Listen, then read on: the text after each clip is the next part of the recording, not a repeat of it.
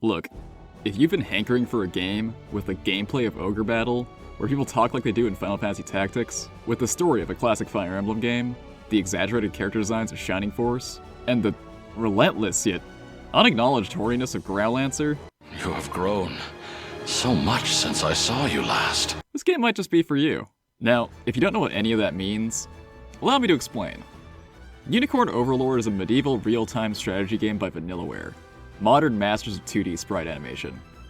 You play as Elaine, a prince who was forced out of his country as a child by an evil emperor, and grows up to liberate the land from him. Pretty classic stuff. You'll assemble squadrons of 2 to 5 units and deploy them on a map where you and your enemy will try to capture each other's home bases. Units move on the map in real time according to your orders, and will engage enemies when they touch, entering an automatic turn-based battle. Every battle will lower your stamina, leaving you unable to move when it hits 0, forcing you to either rest or eat some food. Do this until you've captured your enemy's command post, and that's about it. It seems to intimidate and confuse a lot of people who just kind of look at it, but once you actually get your hands on the game, it's pretty simple. But the complexity will build as the game goes on, of course. The general flow of this game is, do a battle, recruit some people. Precious order, fragile order, without order. To disrupt the order, fragile order. Lasting order. Order. Order must be preserved. Fix towns so they can gather resources for you. Go mining, baby!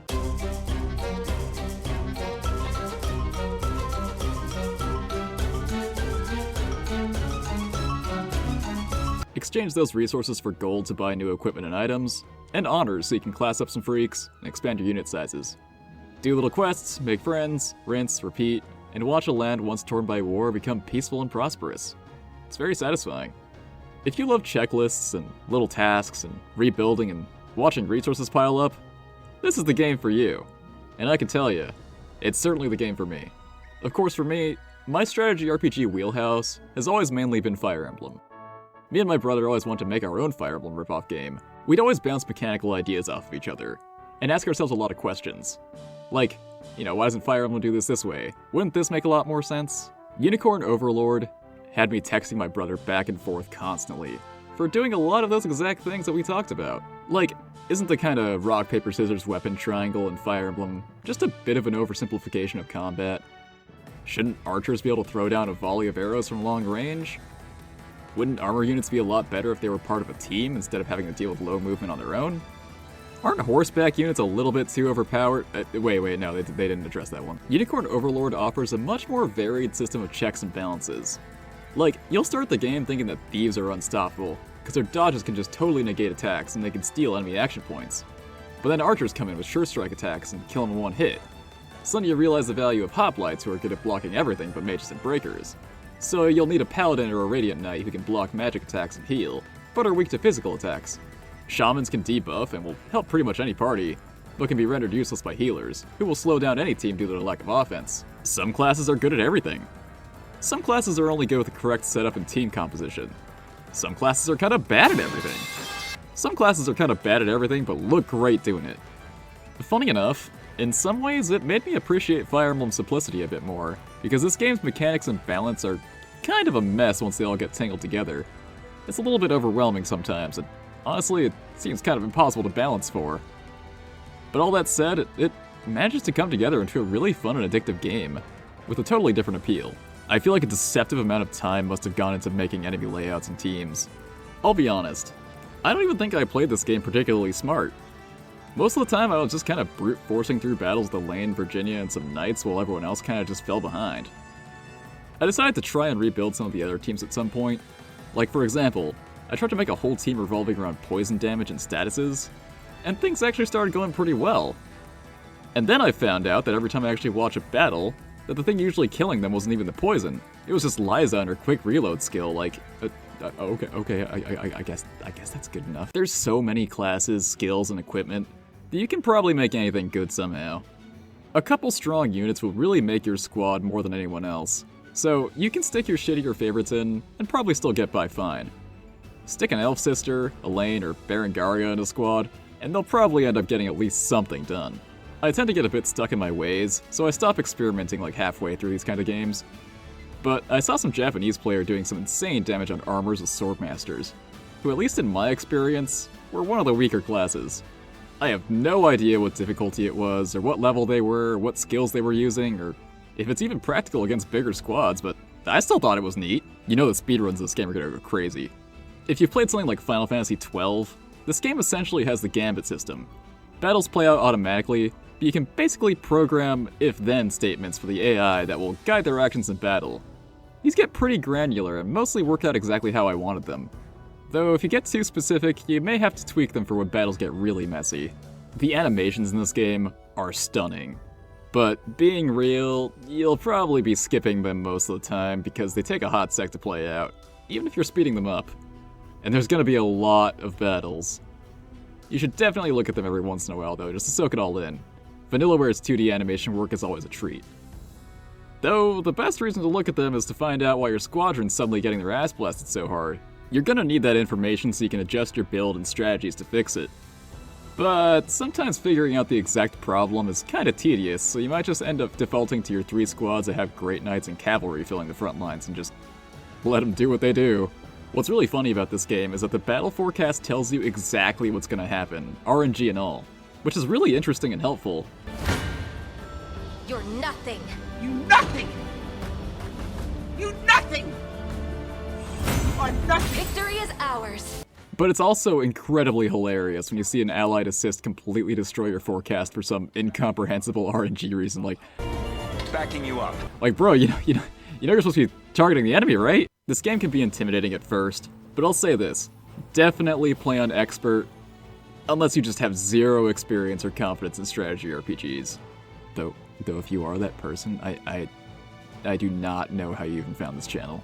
The game does a pretty good job drip-fitting you mechanics and classes. There were definitely moments early on where I got stonewalled and ended up trying out the tactical difficulty. But tactical or lower takes out any semblance of challenge in my opinion. The game's progression is pretty open, so if one battle's giving you too much trouble, just leave and try a different one on the world map. Sometimes just one new recruit in your army can change everything. At some point in the first area, you will unlock grinding, so you can blow your resources early if you need to. They're really easy to come by later. So yeah, that's my advice. Don't let yourself grind too much, Your orders? and play on expert. Because, spoiler alert, the game's story is frankly not interesting enough to carry the whole package on its own. The gameplay and presentation are really what tie the whole thing together. Usually, when presentation is a priority, you'll want to go with a higher fidelity console. I got this on PS5 because it makes getting footage way easier. But honestly, maybe get this one on Switch if you have one. I don't imagine you have to worry about performance too much. I feel like this game could have been on PS3 and worked just fine. And that's not an insult, if anything it's a compliment. Though if 13 Sentinels lagging on PS4 was any sign, maybe not. If you've played this game on Switch and noticed glaring performance issues, feel free to correct me in the comments. It really reminds me of like a PSP or a Vita game I used to play. I definitely wish I could have taken this game to play while on my lunch break at work or something. It's not all worth sitting down in front of a big TV for, but I just know this game would be great for playing in bed with some headphones. Oh, yeah, and there's no PC port because Vanillaware is kind of afraid of computers after what they did to that one guy. So anyway, how much does this game exactly rip off Fire Emblem? Well, it's mostly plot and character stuff. Elaine's story is like straight up Marth. Aramis is simultaneously Navarre and the Lost Prince trope, down to being recruited with a red-haired cleric, man. Drakenhold's lore reminds me a lot of Thracia.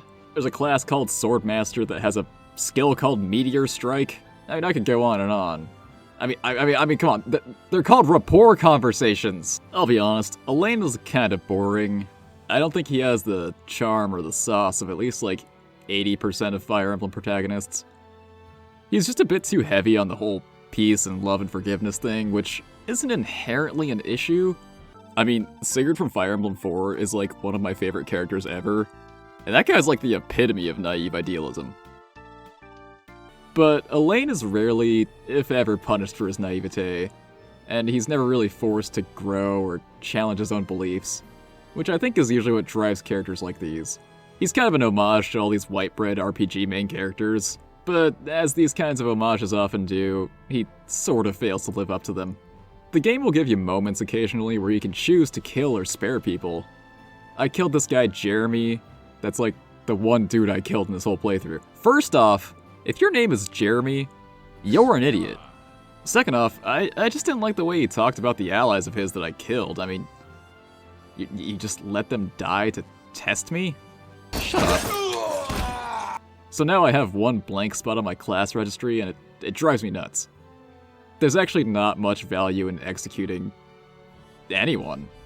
Just sparing everyone seems like the move, which isn't really all that interesting. Before this game released, there was some drama about the game's localization. Mostly by people who probably weren't going to play the game. Oh, oops, did I say that? But yeah, I think the localization feels solid. 8.4 usually does some pretty enjoyable work in my experience. I'll rip that traitorous tongue from your throat! Then you'll finally have the truth in your grasp. But if I do have one gripe, a lot of the characters just kind of sound the same. And the animations, while beautiful, aren't the most emotive, so I think some emotional voice performance would have probably gone pretty far.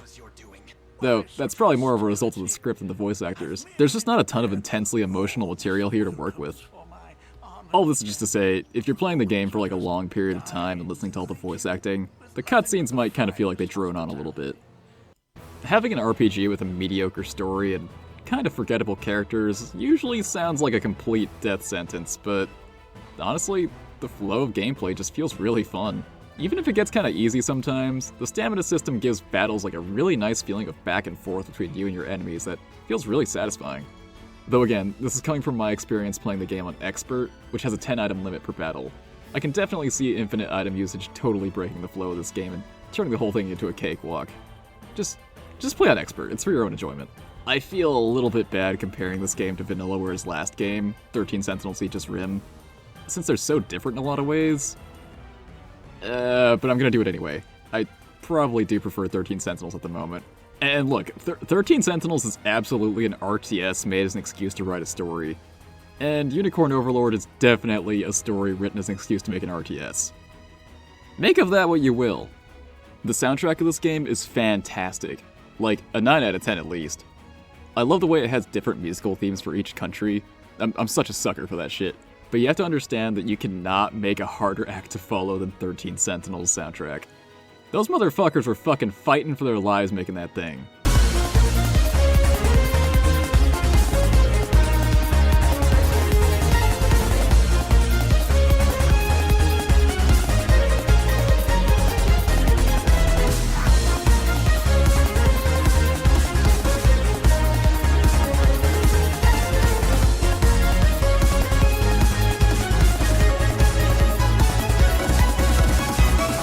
But honestly, you should probably just play both. And yes, I did get the Platinum Trophy, though that's not to say that I played the goddamn wheels off it or nothing, though. I just, Vanillaware games are really easy to Platinum for some reason. Except for Rasa. I think the best thing I can say to sum it up is that the entire game feels like a really polished remake of a game from the mid-1990s that never existed. And when you look at the marketing and the fact that they put a 16-bit remix OST in with the special edition, that was probably the intent. But this game throws back very gracefully and respectfully. It feels like a game made with pure love and not an ounce of cynicism. I mean, let's be real here. It's not like there was a huge market for Japanese strategy RPGs out there. I mean, it's a pretty niche genre. Always has been. So you know they had to really have missed these games themselves. Vanillaware games really live or die by their word of mouth. They just have to make things in good faith. That being said, the company has almost gone bankrupt multiple times. I do what I can to make a living. In fact, that's probably why these games always have these, like, really horny designs sprinkled in here and there. Well, I mean, you know, aside from the fact that horny stuff is just really fun to draw sometimes, I can tell you that from experience. But it's something that gets people talking. You know, like someone posts Scarlet and her boobs bouncing through her tight little corset, or the fox girl in a bikini. I don't have time to deal with outside. And it goes semi-viral on Twitter. A handful of people in the comments ask what it's from, and people respond, "Oh, it's from Unicorn Overlord." And you know, these Vanillaware games are actually pretty good. I'll be honest, before this game came out, I was a little bit worried that it would become my new favorite game, which would put my video series on Fire Emblem 4 in a very weird place. The potential for it to be the perfect storm for my taste was absolutely there. Now that I've finished it, I can say definitively, it's not my new favorite game. I thought it was kind of funny. At times, I kind of thought this game was nothing special. But then, after I finished it and started playing that final victory lap battle they give you, and Heir to the Dragonland started playing, I said out loud, I think I might have actually really loved this game. And my girlfriend was just like, yeah, I mean, you played it nonstop, I kind of figured. The thing is, as an adult, I don't always feel that way about every game I marathon. Sometimes I just do it out of obligation, or fear of missing out, or sometimes I just need something to fill the time, or help me escape the existential dread. But the fact that this game at the end still gives me little butterflies in my tummy, maybe says everything you need to know.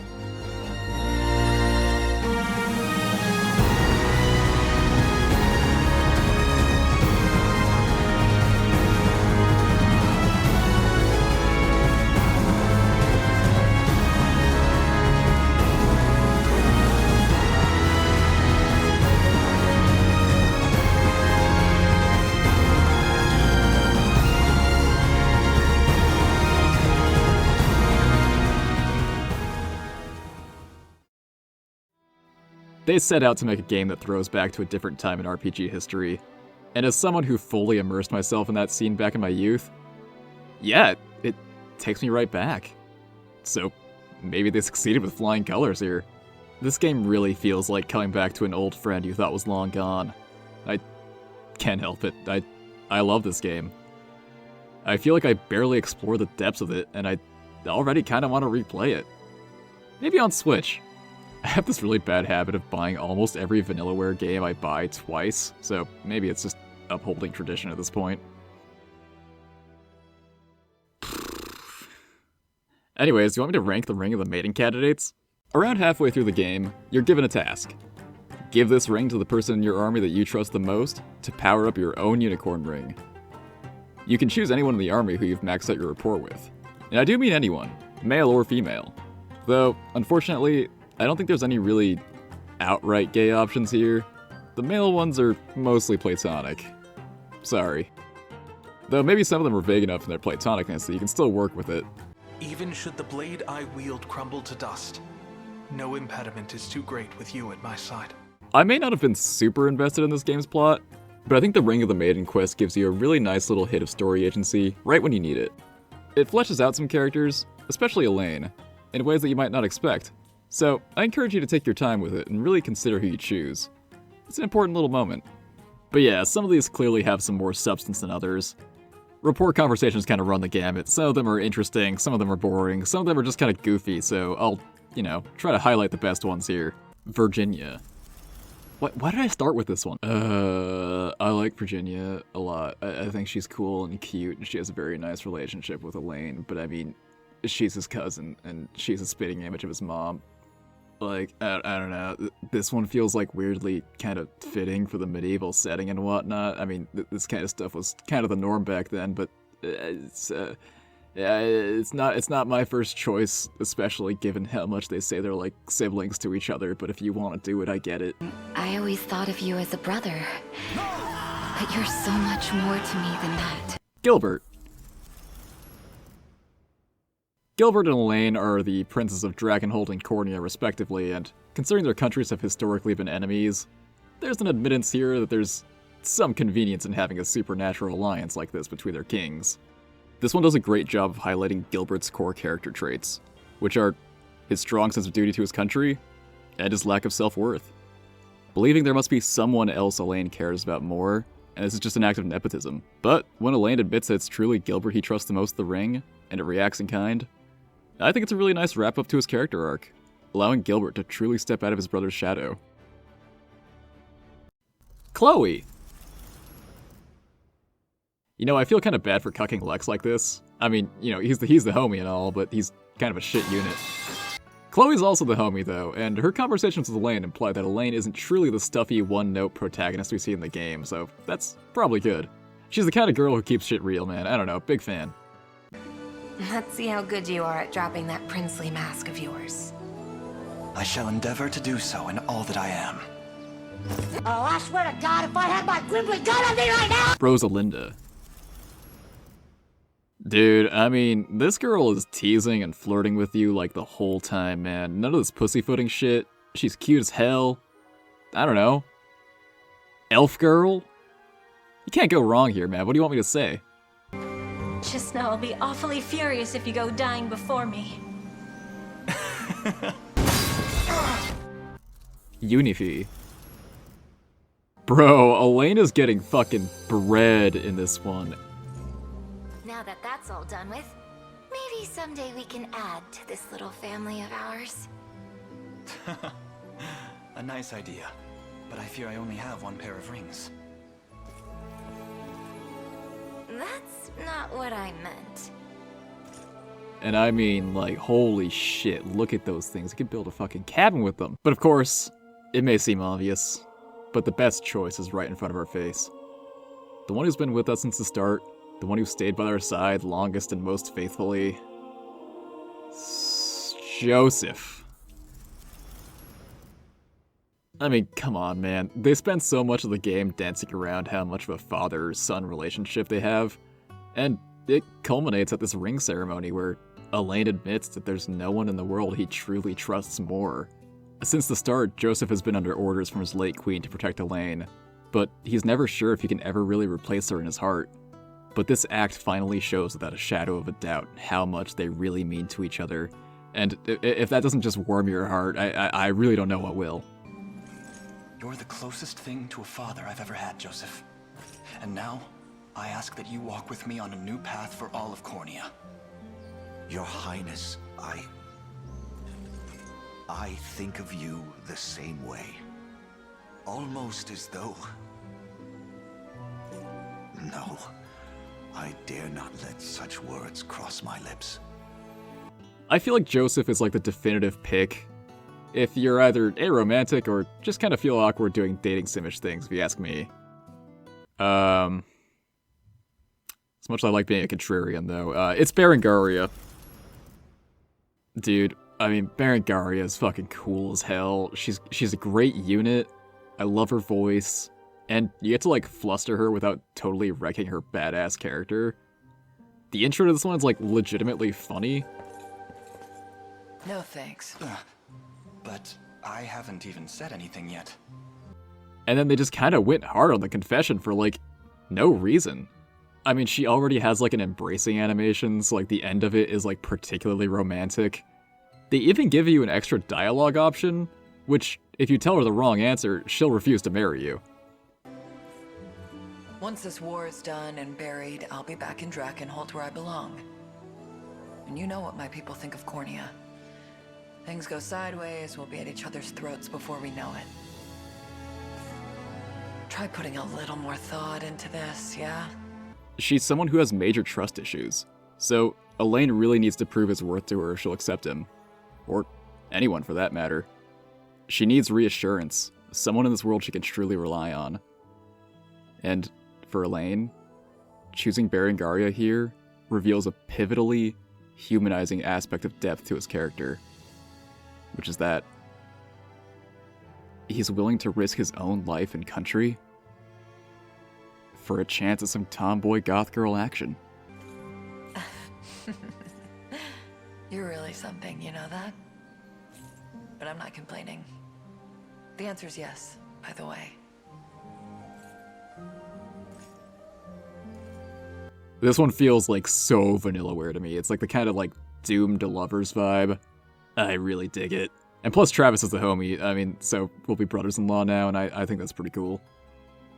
Anyways, that's my final answer. What else are we doing here? Oh yeah, and I got the special edition too, so let's go over that real quick. There's no universe out there where I didn't get the special edition, but I do have some gripes with it. The art book kinda sucks. It doesn't have any interesting concept art or anything, and it lacks a lot of actual official renders. It's mostly just rips of what you see in the game. The 16-bit arranged soundtrack is really cool, and also incredibly easy to find online. But obviously, the main draw of this collector's edition is the card game. It's a multiplayer deck building game where everyone takes turns buying and deploying units and items, the goal being to have the highest power number at the end of the round. It actually really does feel like the video game. Like, it matches the flow of team building and auto battling really well. It incentivizes min-maxing and pairing units of the same class, race, or weapon types, much like the game itself. The box for it is unfortunately kinda cheap and not particularly well organized. The art's nice, of course, but it's all just kinda in-game screen caps, so it does feel a bit cheap too. But it's vanillaware art, so I'll forgive it. The video rules on YouTube are actually a godsend, because the actual booklet does a kinda poor job explaining the game concisely. It's better for brushing up on the specifics of the rules, more than in broad strokes of the game. It takes a bit of setup and cleanup time, and a lot of table real estate. And that tiny cheap box does not help. The game really emphasizes the final round. You can potentially make more points in the final round than all the other rounds combined. And there's a lot of cards that reap benefits from being behind on points, which can lead to some real Mario Party moments. I played with my roommate who loves card games, and he beat me, so actually yeah, it's kinda dog shit, and if you own it, you should probably just throw it away. It's definitely more of a novelty than a card game you'll be meeting up with people to play once a week or something. If you have a group of friends who also played Unicorn Overlord and dig card games, I could see it being a nice thing to have. Unfortunately, I don't find a lot of time to arrange that kind of stuff these days. That said, I commend the effort that went into it. It may feel a bit half-baked compared to a devoted deck-building game like Dominion or something, but I think it's a lot better than you'd expect out of a special edition tie-in. Anyways, that should be it for the review. Glad to get this video out now. The original one I made for Unicorn Overlord is my most viewed video as of uploading this, and honestly, it was not my best video. It was mostly just me speculating and gushing, so it's good that this video is out now, so now no one can watch it. I still kind of feel like I might have undersold the game a bit in this video, but it's a hard balance to strike between telling you too much and not enough. A lot of the fun you'll have with this game is figuring out shit for yourself, and I still have plenty to figure out for myself too. But make no mistake, it's one of my favorite games to come out in the last few years, and if you're interested in it, you should definitely get it. Especially if you're into RPGs in general, but haven't tried much of the RTS genre. I think it's a great point to start. Especially as a Fire Emblem fan, I think it's a great complement piece to the series as a whole, offering just enough familiarity to get your foot through the door, but offering a totally different gameplay experience and an art style you won't find anywhere else. But with that, I'm out of here. Gotta go try out that Truzen Neurod difficulty.